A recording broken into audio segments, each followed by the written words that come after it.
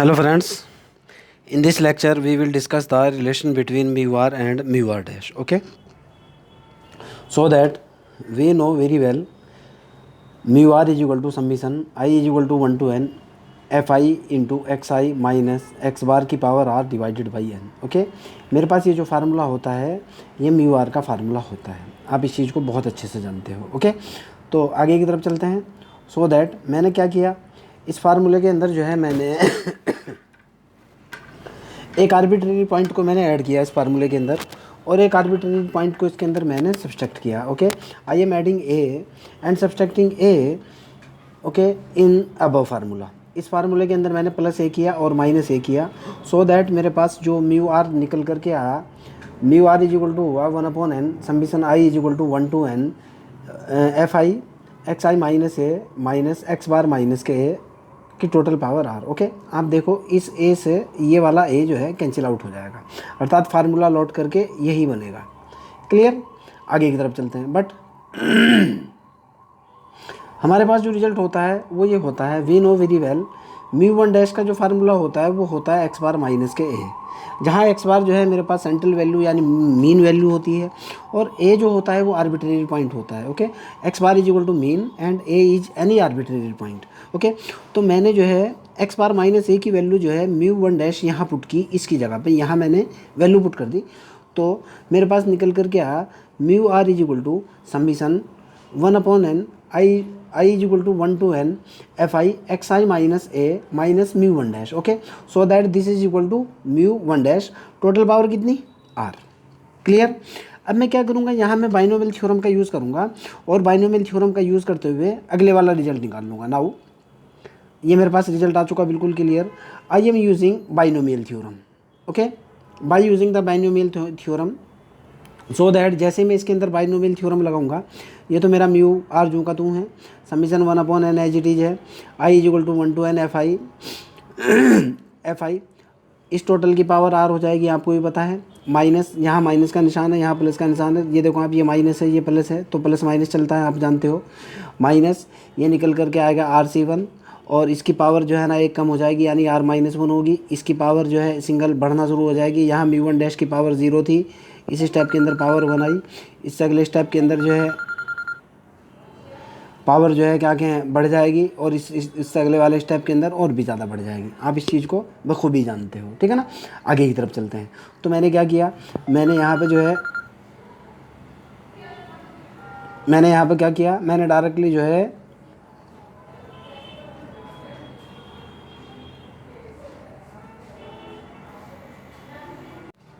मैंने क्या किया भाई, मैंने डायरेक्टली जो है इसके अंदर बाइनोमियल थ्योरम का यूज़ कर लिया. रिजल्ट आपके सामने है. यहाँ से आगे चलते हैं. तो ज़रा ध्यान से देखना है बेटा, मैंने इसकी फ्रीक्वेंसी के अंदर मल्टीप्लाई की, इस वाले स्टेप के अंदर फ्रीक्वेंसी की मल्टीप्लाई की, इसकी मल्टीप्लाई मैंने यहाँ की, इस एफ आई की मल्टीप्लाई मैंने अगले वाले स्टेप के अंदर की. ओके, क्लियर है ना. और हाँ, summation i is equal to 1 to n होने की वजह से यहाँ ये मेरे पास n होगा. ओके, क्लियर है ना, दिस इज n. तो यहाँ से मेरे पास जो निकल करके आया बेटा, ज़रा इस फार्मूले को देखो. अब आप म्यू आर तो मेरा एज इट इज है, 1/n as it is summation f i x i minus x bar की पावर आर, और ये मेरा कितना है, ये n है, ये हो जाएगा NC1 इंटू मैंने इधर से मल्टीप्लाई किया, दिस इज 1/n, ये हुआ f i x i minus x bar की power R-1 into mu one. Okay, और इस फ्रिक्वेंसी की मैंने अगले स्टेप के अंदर गुना की, मेरा निकल करके आया NC2 1/n f i x i minus x bar की पावर, अगले वाला स्टेप हो जाएगा R-1 and so on. Okay, आपके सामने है. कोई अगर डाउट है, कोई प्रॉब्लम है, डायरेक्टली कमेंट सेक्शन के अंदर जाइए, मेरे से क्वेश्चन पूछिए, आई विल हेल्प यू. लेकिन एक बात क्लियर कट बता दूँ, इस चैनल के ऊपर कोई भी चीज़ फ्री ऑफ कॉस्ट नहीं है, आपको पैसा देना ही पड़ेगा. सीधी सी बात. आप मेरी क्लास अटेंड करो या ना करो, कोई फ़र्क नहीं पड़ता है भाई, कोई फ़र्क नहीं. मैं आपको कभी नहीं कहूँगा मेरे चैनल को सब्सक्राइब करो, मुझसे जुड़ो, आपकी मर्ज़ी है. मेरे अंदर दम होगा, क्वालिटी होगी, आप 50 बार आओगे. लेकिन भाई सीधी सी बात है, फ्री नहीं है यहाँ पे. फ्री के लिए ढूंढ लेना बहुत यूट्यूबर से. ओके, आगे चलते हैं. यहाँ से मेरे पास जो रिजल्ट निकल करके आया बेटा, वो ये आया mu r is equal to, ये जो है ये तो बना total mu r dash. Okay, ये हुआ मेरे पास NC1, वो गलती से आर लिखा हुआ था, ये हुआ मेरे पास NC1. देखो आप, जब पावर आर है, म्यू आर डैश है, पावर r माइनस वन है, तो जाहिर सी बात है mu r minus one dash हो जाएगा। और ये वाला स्टेप NC2 मेरा एज इट इज़, ये पावर जो है ना r माइनस के 2 है, म्यू डैश r माइनस के 2 हो जाएगा। और एक चीज़ और भी है, बाइनोमियल थ्योरम के अंदर एक पावर घटती है तो दूसरी बढ़ती है। अगर यहाँ म्यू वन डैश है तो अगले स्टेप के अंदर म्यू वन डैश का स्क्वायर होगा ना, क्लियर।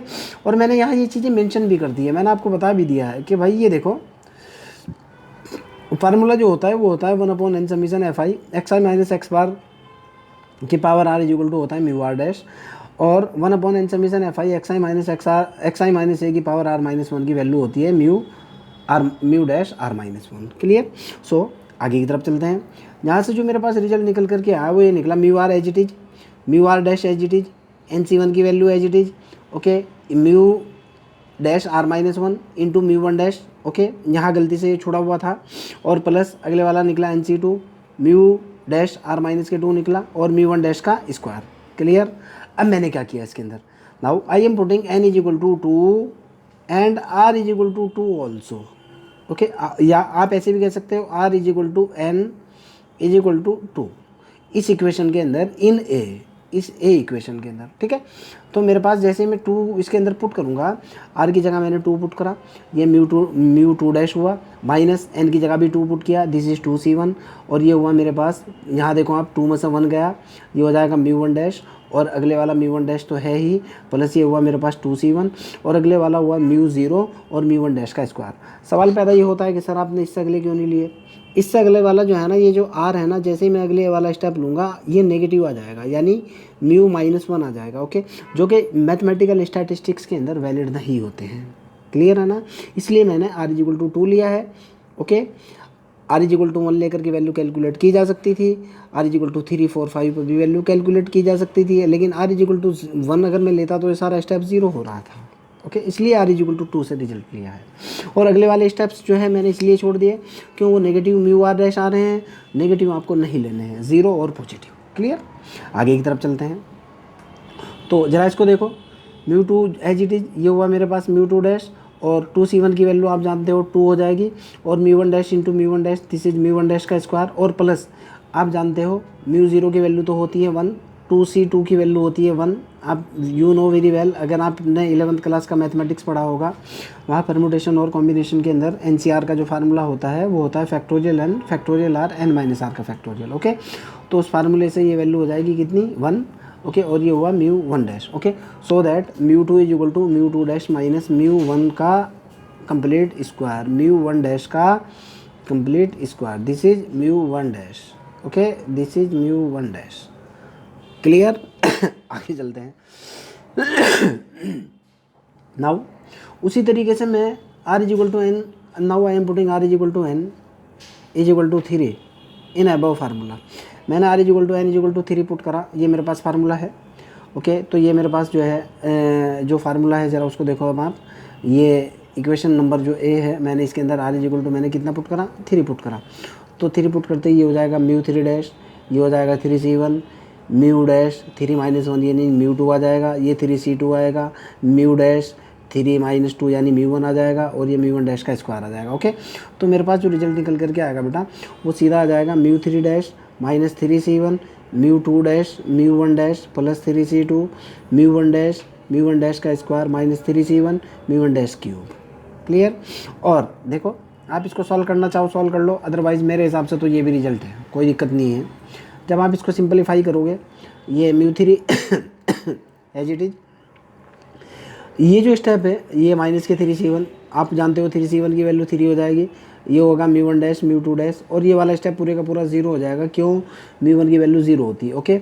और सॉरी मैंने जल्दी थोड़ी सी गलती कर दी है, ये जो होगा इन दोनों को सॉल्व करने के बाद जो है ये वाला स्टेप और ये वाला स्टेप जब आप इनको सॉल्व करोगे तो मेरा आपके पास ये निकल करके आएगा 2 म्यू 1 डैश। देखो आप इसकी वैल्यू 1 होगी, एक इनमें से पॉजिटिव है एक नेगेटिव है, ये वाला प्लस है ना, ये माइनस है ये प्लस है, 3c2 की वैल्यू 3 होती है, 3c1 की वैल्यू जो है ना क्या कहें 1 होती है, तो 3 के अंदर से जब मैं इसको घटाऊंगा ये 2 आ जाएगा, 3 के अंदर से 1 घटाऊंगा ये 2 आ जाएगा, और म्यू 1 डैश की पावर 3 ये है, म्यू 1 डैश की पावर 3 है, फाइनली म्यू 1 डैश की पावर 3 हो जाएगा, ओके।